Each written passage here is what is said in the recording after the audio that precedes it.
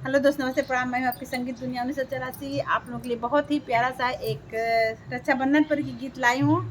आप लोगों को आशा करती हूँ कि यह गीत आप लोगों को बहुत ही पसंद आएगी। आप लोग बताइएगा कैसा है। और मैं बहन हूँ, ये भाई। हेलो दोस्तों, नमस्ते, प्रणाम। मैं हूँ मंजू शर्मा 50 नवासी और राखी की गीत है, सुनिएगा। भाई का रोल नहीं निभा रही है, बहन का। मैं आप लोग बताइए, आप लोगों को यह गीत कैसी लगी। राखी बांधे आयल बाटी, सुना हमारे भैया हो, यार सुना हमारे भैया हो।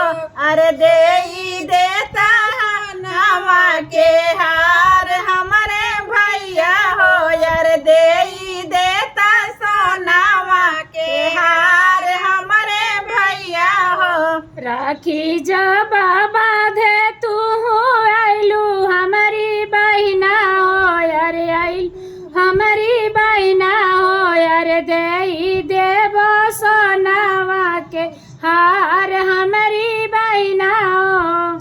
कवाना का सुरा हम कैली मोरे भैया हो, यार कैली हमारे भैया हो।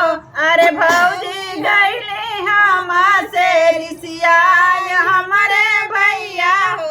अरे भौजी गैली हम से रिसिया हमारे भैया हो। भाई जैसे तू आके मानबा हमारी बहनी हो, माई जैसे तू आके मानबा हमारी बहनी हो, यार एकरा फराजानी भैया हमारी बहनी हो।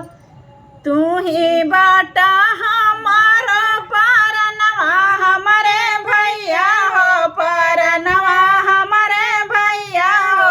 अरे तू ही बाटा हमारा परनवा हमारे भैया हो, परनवा हमारे भैया हो। अरे तू हरे में बसे मोर ध्यानवा हमारे भैया हो।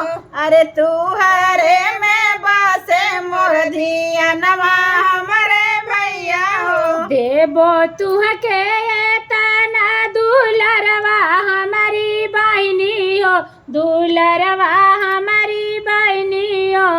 बनर रहे नैहरा ससुरवा हमारी बहनी हो, अरे बनल रहे नैहरा ससुरवा हमारी बहनी हो।